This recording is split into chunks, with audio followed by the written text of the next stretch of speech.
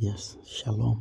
Mungu awabariki wote ambao mmepata neema tena ya kuiona siku hii njema, siku ya Jumapili.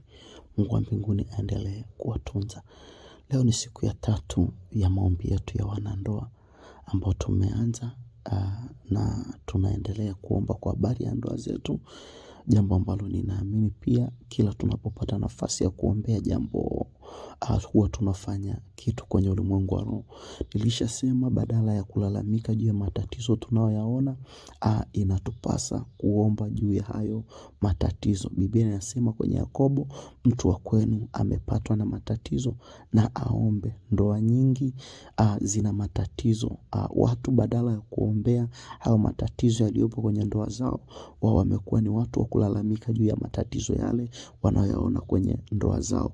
Ndoa nyingi zina matatizo leo. Hakuna ndoa isiyokuwa na matatizo.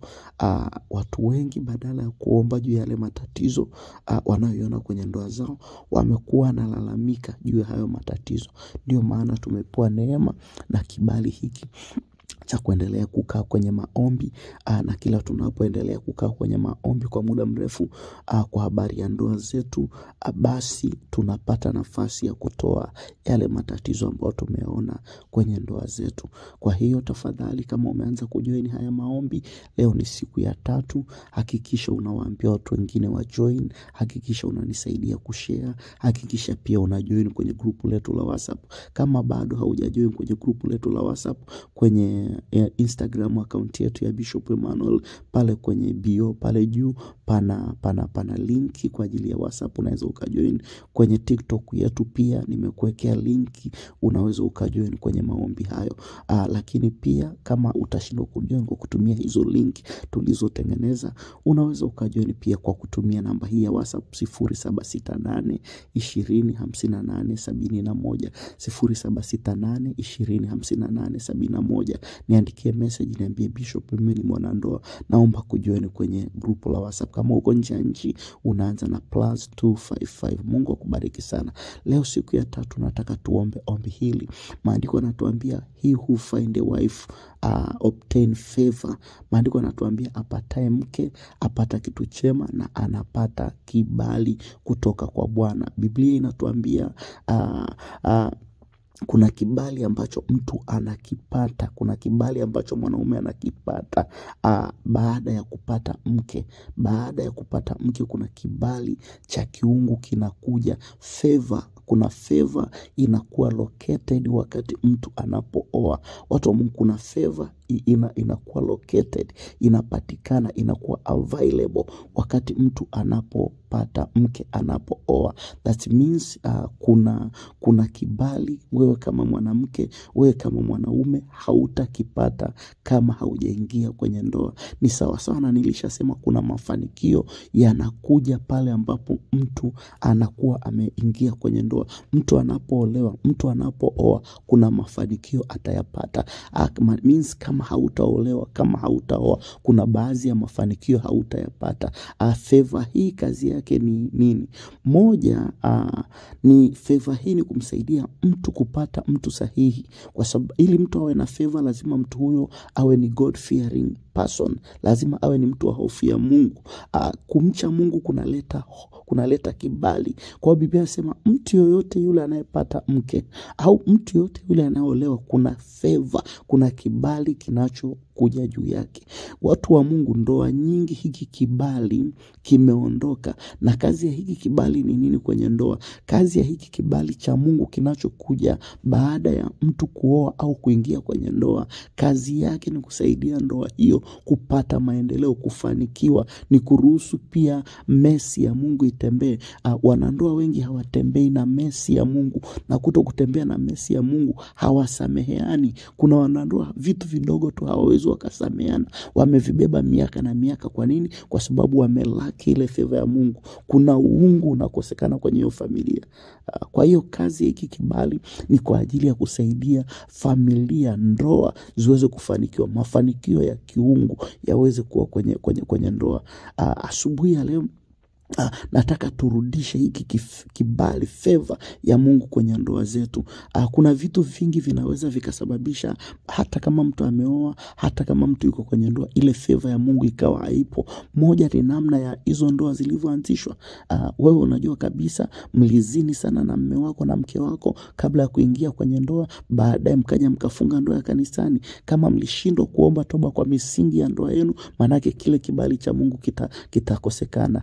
Mbili, kule yale maugomvi, vita, kupigana, visasi vinavyoendelea, malumbano yanayoendelea kwenye familia, kwenye ndoa zetu leo, yanaondoa ile favor ya Mungu. Favor ya Mungu haikai sehemu yenye ugomvi. Kibali cha Mungu hakikai sehemu yenye ugomvi, kwa kinaweza kikaondoka. Tatu, matatizo yaliyoyapata hizo ndoa zikaanza kwenda kwa waganga, zikaanza kwenda sehemu zisizokuwa za kimungu, inaondoa kile kibali cha kimungu.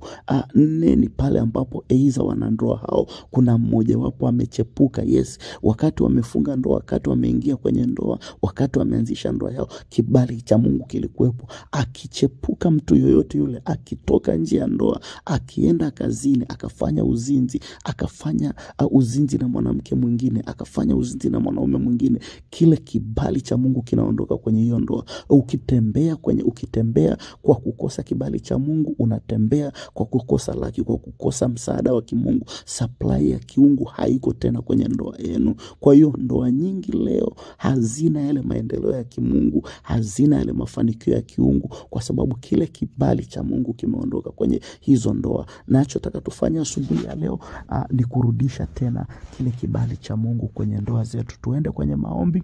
Mimi ninakupa tu mwongozo wa kile kitu nachokitaka tukifanye, wewe ukibebe kwa mzigo. Baba, katika jina la Yesu tunasema ni asante kwa ajili ya neema yako, asante kwa ajili ya nguvu zako, asante kwa ajili ya uwezo wako, asante Mungu kwa ajili ya maarifa haya na kibali hiki ulichokitoa juu yetu ya kuendelea kusogea mbele zako Mungu, kwa ajili ya ndoa zetu, kwa ajili ya ndoa zetu Mungu. Tazama Mungu, tunakuja mbele zako tukilia, sio kwa ajili ya jambo lingine, badala yake ni kwa ajili ya ndoa zetu Mungu. Ninafahamu ya kwamba ndoa ni familia, na kama ndoa ikitengenezeka Mungu, familia imetengenezeka, taifa limetengenezeka. Ndoa ikiwa imara, ndoa zikiwa imara, familia imekuwa imara, taifa limekuwa imara. Ndoa ninafahamu ya kwamba Mungu, ndoa ni msingi imara. Chochote kitakachoigusa ndoa Mungu kimegusa mafanikio. Ninakuja tena mbele zako Mungu nikiomba toba, nikiomba rehema. Tunaomba toba Mungu, tunaomba rehema. Tunaomba toba, tunaomba rehema Mungu, kwa ajili ya ndoa zetu. Tunaomba toba, tunaomba rehema Mungu, kwa ajili ya ndoa zetu. Tunaomba toba, tunaomba rehema. Naomba toba Mungu kwa ajili ya muunganiko ulioanzisha wewe. Naomba toba Mungu kwa ajili ya muunganiko. Naomba toba kwa ajili ya ndoa yangu Mungu. Naomba toba kwa ajili ya ndoa yangu Mungu. Naomba toba kwa ajili ya ndoa yangu. Naomba toba kwa ajili ya ndoa yangu. Naomba toba kwa ajili ya ndoa yangu. Naomba toba kwa ajili ya ndoa yangu. Nachukua moyo wa shukrani Mungu, kushukuru kwa ajili ya ndoa hii. Na kushukuru kwa ajili ya ndoa hii. Najua Mungu sijawahi kukushukuru kwa ajili ya ndoa. Najua Mungu sijawahi kukushukuru hata kwa ajili ya ndoa.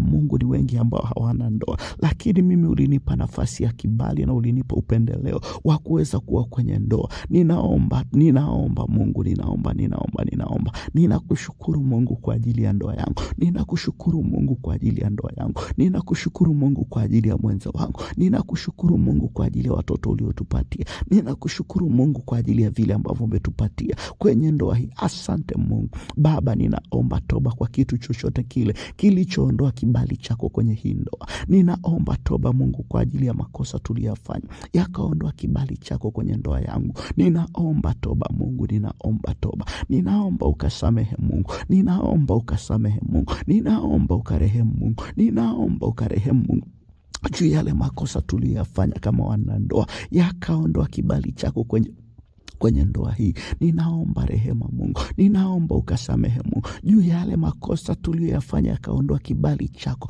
yakaondoa favor yako, yakaondoa uungu wako kwenye ndoa hii Mungu. Naomba usamehe, naomba urehemu, naomba urehemu, naomba urehemu, naomba urehemu Mungu kwa makosa yote niliyoyafanya mimi au aliyofanya mwenzangu, na kibali chako Mungu kikaondoka kwenye ndoa hii. Naomba urehemu, naomba usamehe, naomba usamehe Baba, naomba ukasamehe, naomba ukasamehe, naomba urejeshe kibali chako kwenye ndoa hii, naomba urejeshe kibali chako kwenye ndoa hii, naomba urejeshe kibali chako kwenye ndoa hii. Kibali cha Mungu kikarudi kwenye ndoa yangu, kibali cha Mungu kikarudi kwenye ndoa yangu, kibali cha Mungu kikarudi kwenye ndoa yangu, kibali cha uungu, kibali cha uungu, kibali cha Mungu, kibali cha Mungu kikarudi kwenye ndoa yangu. Naomba Mungu, narejesha kibali, narejesha kibali, narejesha kibali, narejesha kibali cha Mungu kwenye ndoa yangu. Chochote kinachopigana na kibali cha Mungu kwenye ndoa yangu, chochote kinachofukuza kibali cha Mungu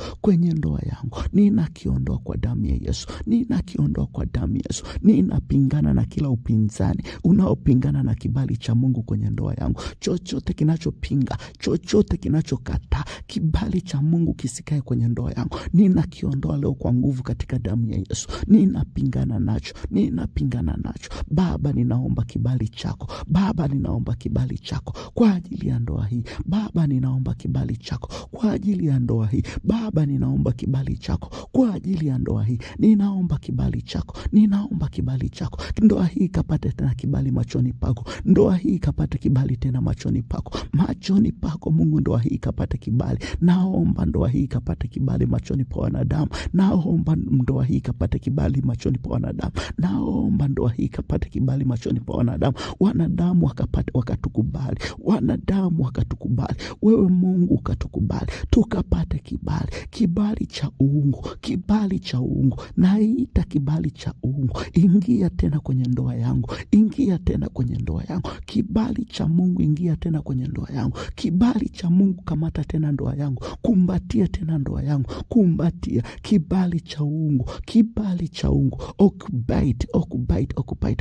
Occupy my marriage, occupy my marriage. Kamata ndoa yangu, kibali cha uungu. Favor of God, favor of God, favor of God, favor of God, favor of God. Kibali cha Mungu kikae juu ya ndoa yangu, kibali cha Mungu kikae juu ya ndoa yangu. Sasa naita kibali cha Mungu, naita kibali cha Mungu kikae juu ya ndoa yangu, kikae juu ya ndoa yangu, kikae juu ya ndoa yangu. Kibali cha Mungu na kiita juu ya ndoa yangu, kikae juu ya ndoa yangu. Sasa kaa juu ya ndoa yangu, kaa juu ya ndoa yangu, kaa juu ya ndoa yangu. Kibali cha Mungu, kibali cha Mungu, kibali cha Mungu, kibali cha Mungu, kibali cha Mungu, kibali cha Mungu. Kaa juu ya ndoa yangu katika jina la Yesu. Kaa juu ya ndoa yangu, kaa juu ya ndoa yangu, kaa juu ya ndoa yangu. Endelea kuomba, endelea kuomba, endelea kuomba, endelea kuomba. Kibali cha Mungu kikae juu ya ndoa yako. Omba kibali cha Mungu kirudi kwenye ndoa yako. Omba kibali cha Mungu ukija juu ya ndoa yako. Wewe endelea kuomba tu, ita kibali cha Mungu, ng'ang'ana na kibali cha Mungu. Usiondoke kwenye hili ombi la tatu bila kibali cha Mungu kurudi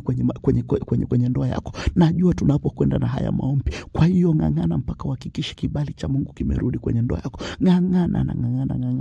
Kibali cha Mungu, kibali cha Mungu, kibali cha Mungu, kibali cha Mungu, kibali cha Mungu. Endelea kung'ang'ana, endelea kung'ang'ana. Nimekupa mwongozo, endelea kung'ang'ana kibali cha Mungu. Omba maombi haya, rudie mara kwa mara. Usiombe mara moja tu, yaombe asubuhi, yaombe mchana, yaombe usiku. Rudia maombi haya katika jina la Yesu, katika jina la Yesu. Mungu akubariki sana.